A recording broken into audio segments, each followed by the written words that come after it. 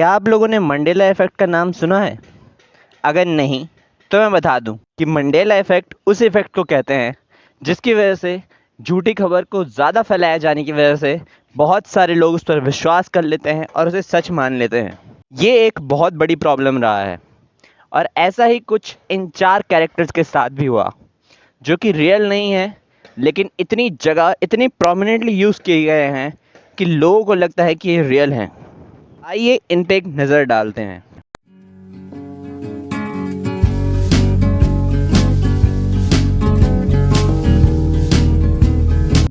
सबसे पहले बात एलन स्मिथ की। ये नाम बहुत ही स्पेशल है। क्यों? क्योंकि ये आदमी अकेला ऐसा इंसान है जो कि जिंदा ना होते हुए भी अवार्ड के लिए नॉमिनेट हो चुका है। रेजी अवार्ड्स 1999 के वर्स्ट डायरेक्टर के लिए नॉमिनेशन पा चुका है ये डायरेक्टर, लेकिन इस नाम का कोई डायरेक्टर एग्जिस्ट ही नहीं करता। तो ये नाम एग्जिस्टेंस में आया कहाँ से?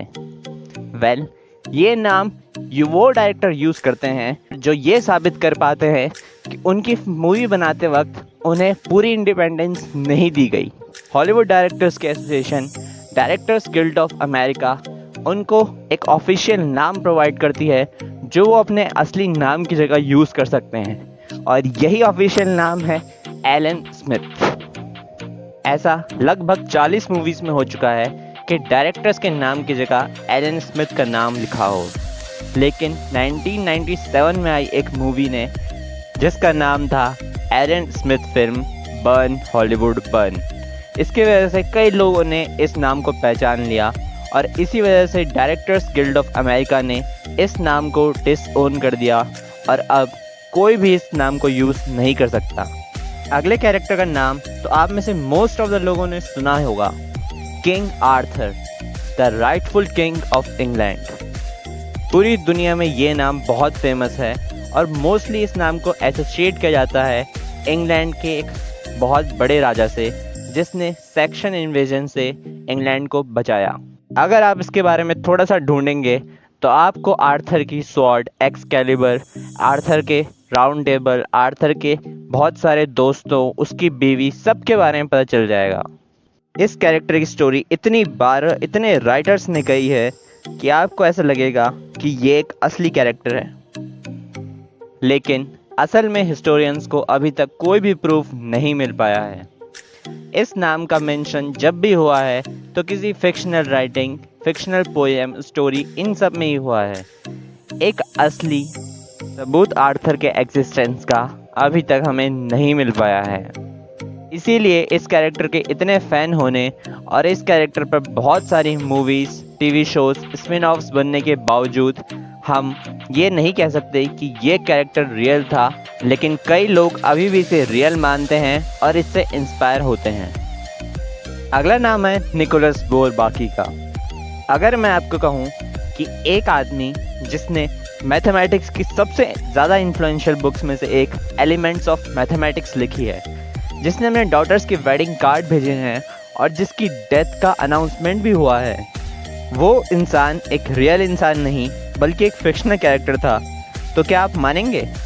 भले ही आप ना माने, लेकिन ये नाम इस लिस्ट में है तो ये तो पक्का है कि ये कैरेक्टर एक फिक्शनल कैरेक्टर था, एक रियल इंसान नहीं था। तो इसने इतने सारे काम कैसे करे?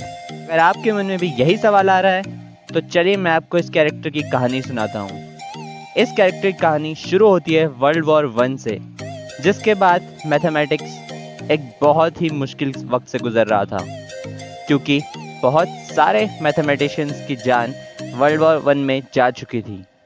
इसका सॉल्यूशन निकालने के लिए फ्रेंच यूनिवर्सिटी के कुछ स्टूडेंट्स ने एक ग्रुप बनाया और उसके बाद मैथमेटिक्स के सिंपल सेट्स और रिलेशंस के डेफिनेशन से स्टार्ट करके कॉम्प्लेक्स थ्योरम्स और उनके प्रूफ को एक बुक के रूप में पब्लिश किया।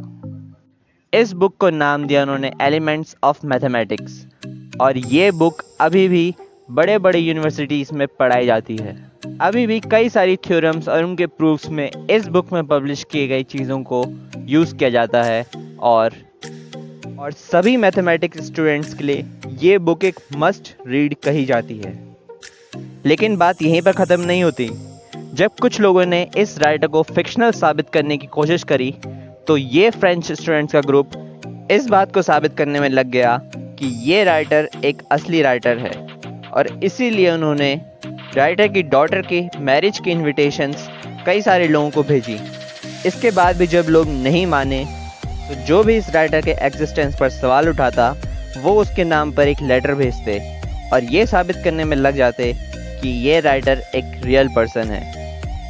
लेकिन 1968 में जब ये सब कुछ करना स्टूडेंट्स के लिए बहुत मुश्किल हो गया तो उन्होंने एक अनाउंसमेंट पब्लिश करी जिसमें इस राइटर की डेथ के बारे में लिखा गया था और इस तरीके से एक ऐसे राइटर की मौत हो गई जो कभी जिंदा ही नहीं हुआ।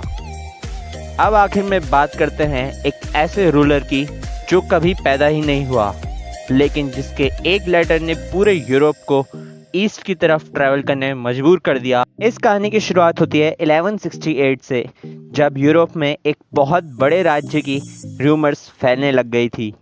इस राजा का नाम था प्रेस्टर जॉन और र्यूमर्स थे कि ये क्रिश्चियन राजा है जिसने एक बहुत बड़ी आर्मी को हराया और एक बहुत बड़ा राज्य चलाता है। कुछ राजाओं को इसके होने पर शक था लेकिन उनका शक तब दूर हो गया जब इस राजा ने एक लेटर सबको भेजा और संधि का प्रस्ताव रखा।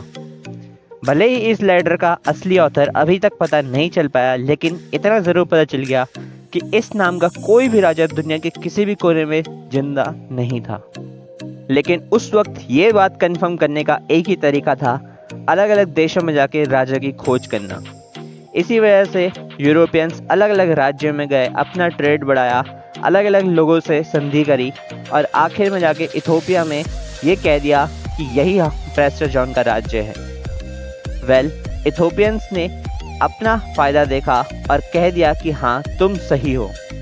इसके बाद इथोपिया को यूरोपियंस ने बहुत फ़ायदा दिया लेकिन इवेंचुअली यूरोपियंस समझ गए कि उनको ठगाया जा रहा है। आपको ये वीडियो कैसी लगी मुझे कमेंट करके ज़रूर बताएं। अगर वीडियो अच्छी लगी तो लाइक कीजिए, अपने दोस्तों के बीच शेयर कीजिए और ऐसे ही कई वीडियोस के लिए मेरे चैनल सब्सक्राइब करना मत भूलिएगा। मैं आपको मिलूंगा जल्द ही किसी नए वीडियो में किसी नए टॉपिक के साथ। Good bye.